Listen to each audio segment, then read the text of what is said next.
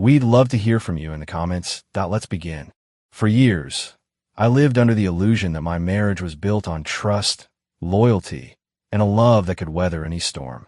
I wasn't naive. I knew no relationship was perfect, but I believe in the bond Lenora and I had built over the last 7 years.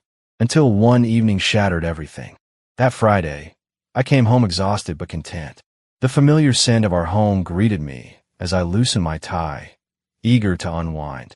But the moment I stepped inside, I knew something was off. Lenora sat on the couch, legs crossed, swirling a glass of wine. There was no warmth in her eyes, no sign of the woman who used to welcome me with a soft smile after a long day. Instead, there was something calculated, something cold. "Hey," I greeted, trying to shake off the unease. "What's up?" She patted the seat beside her. "Sit." I hesitated but obeyed, my heart already beating faster. I could sense something was coming, something I wasn't going to like. Lenora took a slow sip of her wine, then exhaled as if preparing to deliver a well-rehearsed speech. "I want to spend the weekend with another man." The words landed like a sledgehammer. My breath caught, my vision blurred for a second. I laughed, a dry, humorless sound, because surely this was a joke. But she wasn't smiling. "What?" My voice cracked. "I've been thinking about this for a while," she continued, as if we were discussing weekend dinner plans. "I need to experience something new, something exciting." I felt my stomach churn. "Are you serious right now?" She sighed, placing the wine glass on the table. "Look, Eldon, I love you, but I don't want to go through life wondering what I might have missed. It's just one weekend, no strings attached. Then we move on." The way she spoke, so indifferent, so emotionless, made me sick. My wife, the woman I had devoted years of my life to, was asking for permission to betray me. Worse, she expected me to just sit at home and wait for her. For the first time in my life, I felt completely powerless. But that feeling wouldn't last, because by the time she came back, she wouldn't recognize the life she had so carelessly thrown away. That night, I barely slept. I lay awake, staring at the ceiling, replaying Lenora's words over and over. "I need to experience something new." She had said it so effortlessly, as if our years together were nothing more than an old pair of shoes she was eager to toss aside. And then, the worst realization hit me. She had planned this. This wasn't a spur-of-the-moment confession. She had made arrangements, booked a hotel, probably messaged the man she was going to be with. She had already decided. I was just an afterthought. By the time the sun rose, my grief had turned into something darker. I wasn't just heartbroken, I was livid. Lenora packed her bags that morning like she was heading on a vacation. There was no hesitation, no guilt. She even kissed my cheek before walking out. "You'll see," she said lightly. "This will be good for both of us." She climbed into the Uber, disappearing down the street. And at that moment, I made my decision. Lenora had made her choice. Now, I was making mine. First, I called a moving company. Everything in the master bedroom, I told them, except for the bed. Get rid of it all. Then, I called a locksmith. New locks. Every door. Change the codes. By noon, our bedroom was unrecognizable. Every trace of her was erased. Her clothes, her books, her perfume, gone. I poured myself a drink, staring at the empty room. This was just the beginning. I wasn't going to sit at home and grieve. No, I was going to flip the script. She wanted to explore? Fine. By the time she returned, I'd make sure she had nothing left to come back to. I never considered myself a vengeful man, but Lenora had unlocked something inside me. That evening, I downloaded a dating app. Her name was Odette. Dark hair, piercing green eyes, and a confidence that radiated through the screen. We exchanged a few messages before I invited her over. When I opened the door that night, she smirked. I like a man who knows what he wants. I stepped aside, letting her in. Let the games begin. By Sunday, the house no longer felt like a place of betrayal. It felt like a declaration of independence. And at exactly 6:07 p.m., my phone buzzed. "Lenora." I let it ring. Then again. I finally answered, my voice calm. "Back already?" She hesitated. I just got home." "Eldon, why isn't my key working?" I swirled the whiskey in my glass. "That's strange. Maybe because it's not your home anymore." Silence. Then a frantic rattling at the door. "Eldon, open the damn door." I took my time, savoring the moment. When I finally pulled it open, she stood there, suitcase in hand, her face pale. She stepped inside, eyes scanning the house. Then she saw Odette. Her expression crumbled. Who the hell is she? I smirked. Something new. Her mouth opened, then closed. Her eyes darted around, noticing the missing furniture, the new decor. This isn't funny, she whispered. Where's my stuff? Gone. She paled. What do you mean, gone? I mean, I had it moved. New bedroom. New locks. New life. Her lip trembled. This isn't how this was supposed to go. I laughed. Oh, how was it supposed to go, Lenora? You thought you could cheat and come home like nothing happened. Her eyes burned with unshed tears. You replaced me. Wasn't that the whole point? I asked, tilting my head. You wanted to explore your options. So I did too.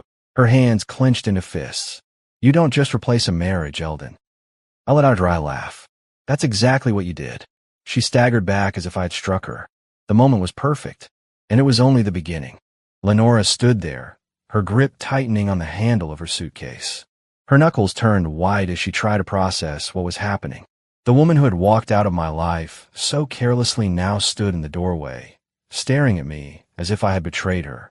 The irony was almost laughable. This isn't happening, she murmured under her breath, shaking her head as though sheer denial could change the reality she had stepped into. Eldon, please, tell me this is a joke. Where's my stuff? My clothes? My jewelry? Mine? I crossed my arms, watching her like a hawk circling its prey. Gone. She blinked rapidly. Gone where? Does it matter? I tilted my head. You left. I assumed you didn't need them anymore. Her breath hitched. But I was coming back. I let out a low chuckle, shaking my head. Coming back. As if this was some weekend getaway. Like you were just testing the waters before returning to the husband who was supposed to wait for you. My voice dropped, colder than ice. You don't get to play house anymore, Lenora. You don't get to walk in here and act like this is still your home. She swallowed hard, her throat bobbing as she tried to compose herself. Her gaze flickered toward Odette, who was standing at the foot of the staircase, arms crossed, watching the scene unfold with mild amusement. Lenora's face twisted in anger. And her, who the hell is she? Odette let out a quiet chuckle, stepping forward lazily. Me, she said, placing a delicate hand on her hip. Oh, honey, I'm just someone who doesn't make the mistake of abandoning a good man. Lenora's nostrils flared. You think you can just walk in and take my place? Odette smirked. Sweetheart, you gave up your place the second you packed that bag. Lenora turned back to me, her eyes pleading now. Eldon, I made a mistake. I let the silence hang between us for a long, torturous moment. Then, I took a step forward, looking down at her, my voice quiet but deadly. No, Lenora. Your mistake wasn't just leaving. Your mistake was believing I would always be here, waiting for you like some pathetic, lovesick fool. She recoiled as if I had struck her. But You what? I cut her off sharply. You thought you could go sleep with another man, have your fun, and then come back to me? Tell me, Lenora, was he worth it? Was he everything you fantasized about? She shook her head violently. I couldn't. I raised an eyebrow. You couldn't what? Cheat. She hesitated, looking at me with wide eyes, and I saw it. The last desperate attempt to manipulate me. I didn't go through with it, she whispered, as if that absolved her of everything. I couldn't. When I got there, it felt wrong. I left before anything happened, Eldon. That has to count for something. I let out a slow, controlled breath, then laughed, an empty, hollow sound. You expect me to believe that? You think it makes a difference? The moment you decided I wasn't enough, that was the moment you cheated. The moment you planned it, the moment you booked the hotel, the moment you packed that damn bag. You had already betrayed me. Tears welled up in her eyes, but for the first time in 7 years, I didn't care. I wasn't hers to manipulate anymore. She reached for my hand, but I stepped back, out of her reach. Her lips trembled. Eldon, she whispered, her voice cracking. Please, we can fix this. I shook my head slowly. No, Lenora. You don't fix something you shattered on purpose. She stood there, frozen, as the weight of my words sank in. Her eyes darted back to Odette, her gaze burning with resentment. You're really just replacing me like that? Odette let out an amused laugh. You make it sound like it was difficult. Lenora's face twisted with fury, but she wasn't angry at Odette. She was angry at herself. Because for the first time, she was realizing that she had lost. She had underestimated me, and it was too late to take it back. Lenora stood in the doorway, her breath coming in shallow gasps as she tried to process everything. I could see the thoughts racing in her head, the desperate need to regain control, to manipulate the situation back in her favor. But this time, she had no power here. "You don't mean this," she whispered. I tilted my head. "Don't I?" Her eyes darted around, searching for anything, any way to turn the tide. Her hands clenched into fists. "You're just doing this to punish me. You don't actually care about this. She gestured to Odette, her voice dripping with venom. "This fling." Odette sighed dramatically. "Oh, sweetheart, I'm not a fling. I'm the upgrade."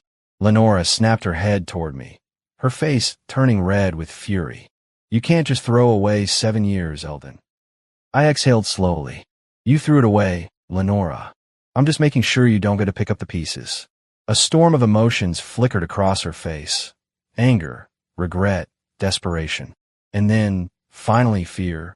She was afraid. Afraid because, for the first time, she wasn't in control.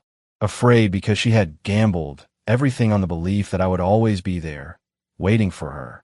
And now, she was the one standing outside, locked out of the life she had taken for granted. She let out a choked breath.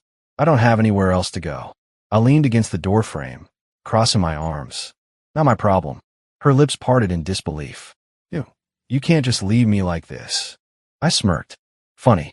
That's exactly what you did to me." Tears spilled down her cheeks, but I wasn't moved. Not anymore. She had made her bed. Now, she had a lie in it. Lenora's tears were nothing more than an afterthought to me now. She stood there, trembling in the doorway, the realization of her own actions crashing down on her like a tidal wave. Her breath hitched as her gaze darted between me and Odette, as if trying to convince herself this was just a nightmare she'd wake up from. But this was reality. She had thrown me away. And now, I was making damn sure she knew what that felt like. "Eldon," she pleaded again, her voice breaking. "I know I made a mistake. But can't we talk? Can't we try? Talk?" I echoed, amusement laced in my voice. "Like how you sat me down on our couch and talked about spending the weekend with another man. Like how you casually admitted you wanted to cheat and expected me to just accept it." She flinched, as if my words had physically struck her. "It wasn't like that." I arched an eyebrow. "Then what was it like, Lenora?" Her lips parted, but no words came. Because she had none. She knew I was right. She had walked out believing I would still be waiting in the same place she left me. She had thought I was weak, predictable, easy to control. She was wrong. "Please," she whispered, taking a small, hesitant step forward. "I didn't go through with it. Doesn't that mean anything?"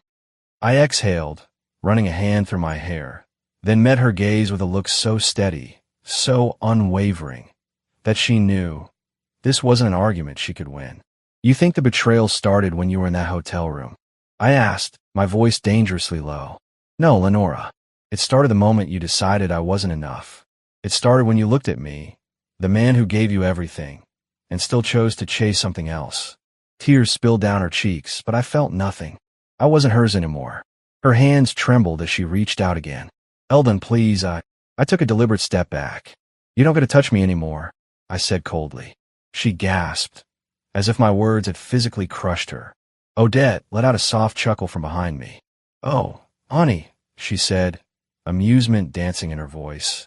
"You really thought he'd take you back after this? That he'd just forget?" Lenora's face twisted in rage. "You're nothing but a replacement." Odette smirked. "And yet, I'm the one in his home while you're standing outside with your suitcase." Lenora's breathing picked up, panic settling in her features. "You can't do this to me," she snapped, turning back to me with wide, desperate eyes. "I gave you 7 years of my life." I let out a slow breath, then looked her dead in the eyes. "And I gave you my loyalty," I said. "You threw it away." She let out a strangled sob. "I was lost. I made a mistake, but I didn't mean to hurt you, Eldon." I tilted my head. "You didn't mean to? So what? You thought I'd just be okay with it? That I'd sit at home and wait for you?" I thought we were strong enough to handle it," she whispered. I laughed. A cold, bitter sound. "No, Lenora. You thought I was weak enough to accept it." And for the first time since she walked out that door, I saw something break inside her. the realization, the understanding that she had truly lost. She had gambled away a man who would have given her the world, and now she was left with nothing. The streetlights flickered as Lenora stood there, her breath coming in shallow gasps. The reality of the situation was sinking in, layer by layer, crushing her with every passing second. She wiped at her tears aggressively, as if she could erase the shame that clung to her. "You don't mean this," she whispered. "You're just angry. Hurt. I get it, but we can work through this."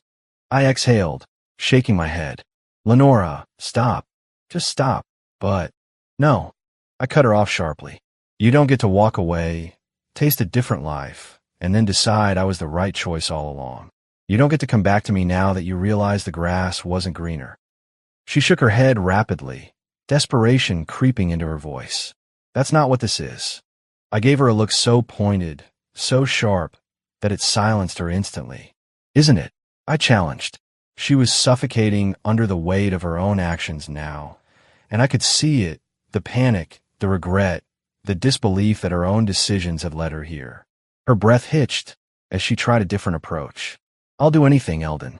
Anything. Just tell me what you need, and I'll do it. I'll cut him off completely. I'll never see him again.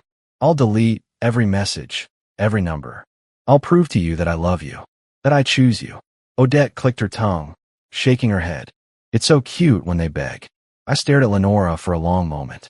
Then I smirked. "Then leave," I said. Her eyes widened. "What? You said you'd do anything," I said smoothly, crossing my arms. "So leave. Walk away. Because that's the only thing I need from you now." The air between us felt thick, suffocating. Lenora let out a shaky breath. "Eldon, I love you." I didn't blink. "No, Lenora. You love the idea of me. You love the stability I gave you. You love knowing that, no matter what, I'd always be here." Her lips parted, her breath stuttering. "But that man," I said, stepping closer, lowering my voice. "The man who waited for you, who forgave, who took every hit and kept loving you anyway." I leaned in, my lips barely a whisper away from her ear. "He doesn't exist anymore."